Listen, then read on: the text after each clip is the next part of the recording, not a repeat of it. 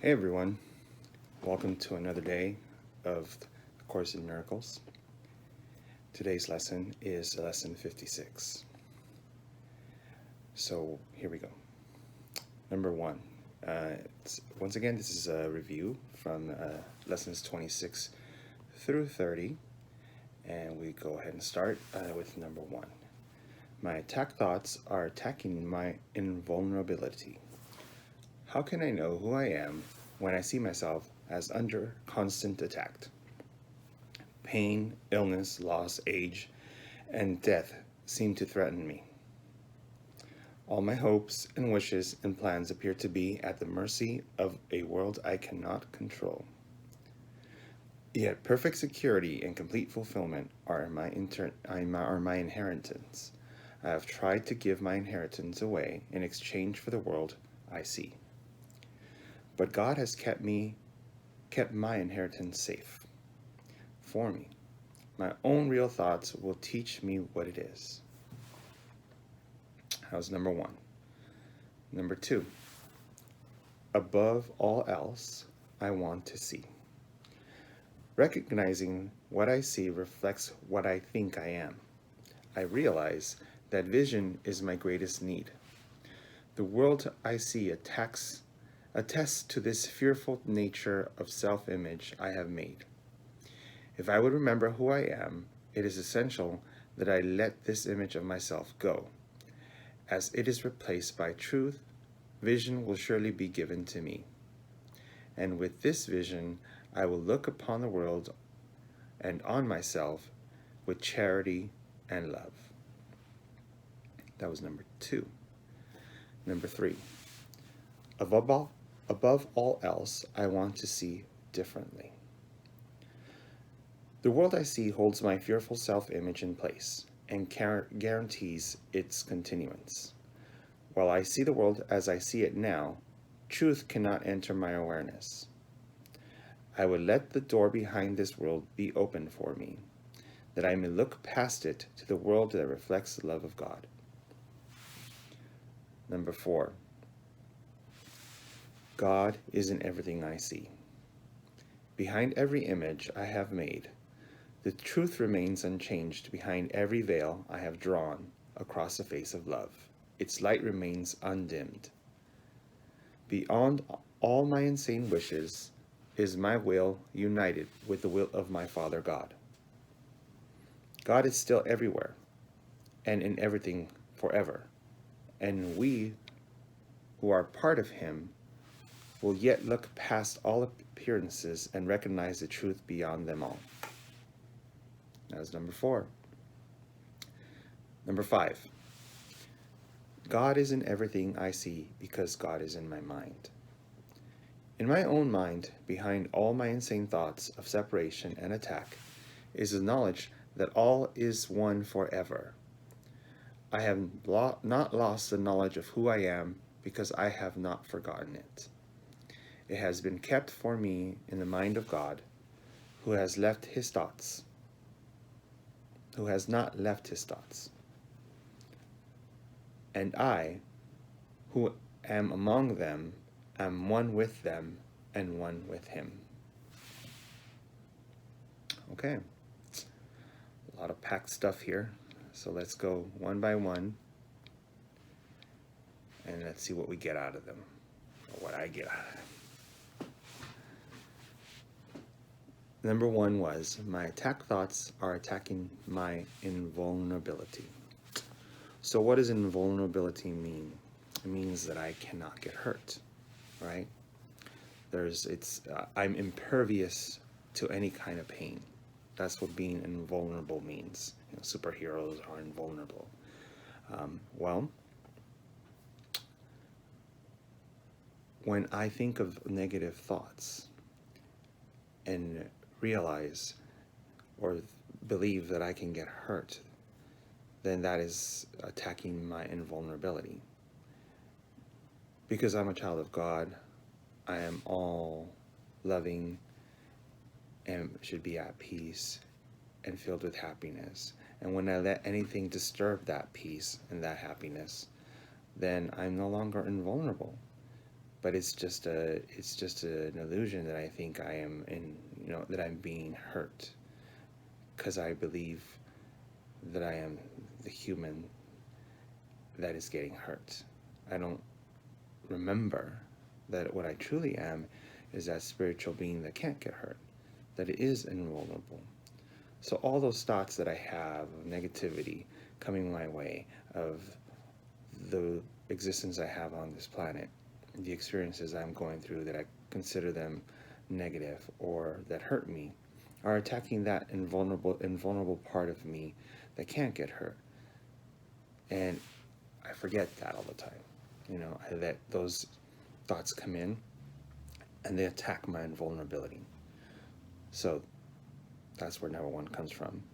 My attack thoughts are attacking my invulnerability. Number two, above all else, I want to see. So this goes back to a lesson from yesterday where we were talking about where we can't see the real world, which is just love, peace, happiness, tranquility. We're seeing what we are seeing with our human eyes, which is all the experiences that we're having here, whether they be good or bad. All those things are illusions. So really what my true self wants to be able to do is to allow me to see, to remember what true sight is, true vision is, to see the real, the peace, the love, the tranquility, the happiness that really exists, and not what is being shown to me through my eyes, which is, all these positive and negative experiences that are happening right now in my life. So above all, what I truly want is to be able to see with true vision. I should have added that there instead of just saying above all else I want to see. I should have probably put above all else I want to see with true vision. At least that's my opinion. But this makes you think more, I think. All right. Number three. Above all else, I want to see differently. So I think it's kind of a little bit repetitive of the previous one, right? Where number two was above all else I want to see, and number three is above all else I want to see differently. So just kind of repeating the same thing, where you really want to be able to see with true vision, so differently from what you see right now. Right now you're seeing with human eyes, and all you're seeing is what is being projected through those human eyes, whether it's a wonderful scenery, a picture, or a beautiful human. All those are projections of your mind becoming real in front of your eyes. But what you want to see differently is when you look at that beautiful thing that you're looking at, it just dissolves into love. And it's your reflection back at you of only peace and love and tranquility and happiness. That's what your true vision would be if you could truly see with true vision. But that's hard right now. Right now we're still inhabiting these bodies and we see through human eyes. We project out our images and, yada, yada, yada. So, above all else, I want to see differently, number three. Number four, God is in everything I see. So, everything that I see, if we look past what we're seeing with our human eyes, God is there. God is in that which we are projecting, because it's still coming from our minds, from our connection with Him. So all our creations have this illusion of what they are, whether it is that we see something that we created, let's say a house. We created that through our vision, through our minds. We built a house. Maybe not me personally, I don't know how to build a house, but people build a house. And then we see it and it's a house. But God is in that too. God is in everything that we built, everything that we see. Because if we take out the illusion, all we see is him. All we see is love. All we see is peace. All we see is tranquility. All we see is happiness. And that goes back to God is in everything I see. Now, the last one is God is in everything I see because God is in my mind. So, going back to, they both correlate with each other.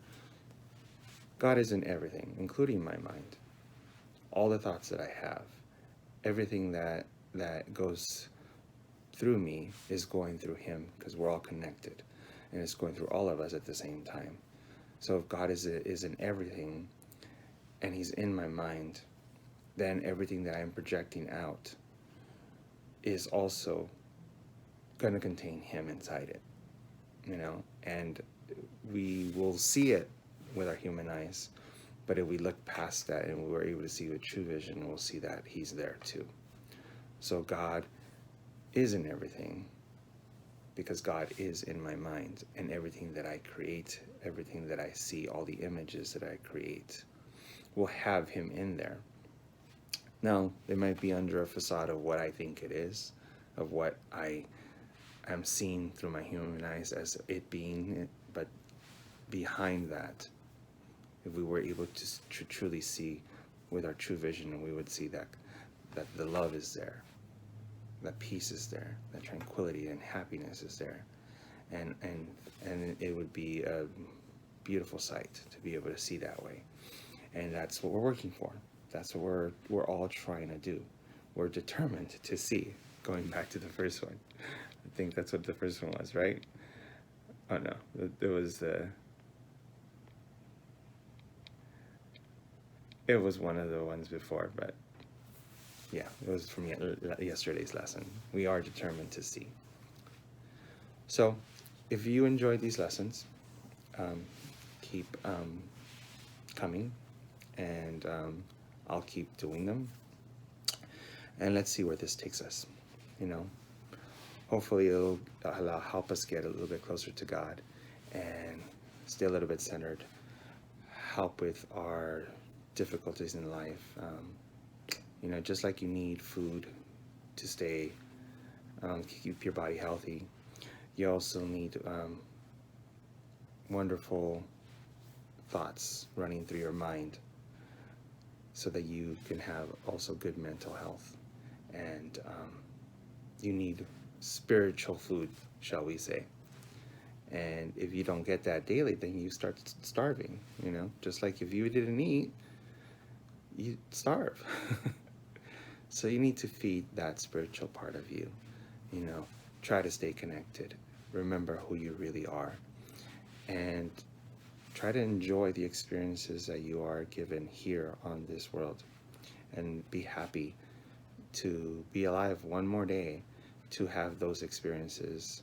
Love the people that you meet, enjoy the conversations that you have. Until tomorrow, like, subscribe, comment. This is your place.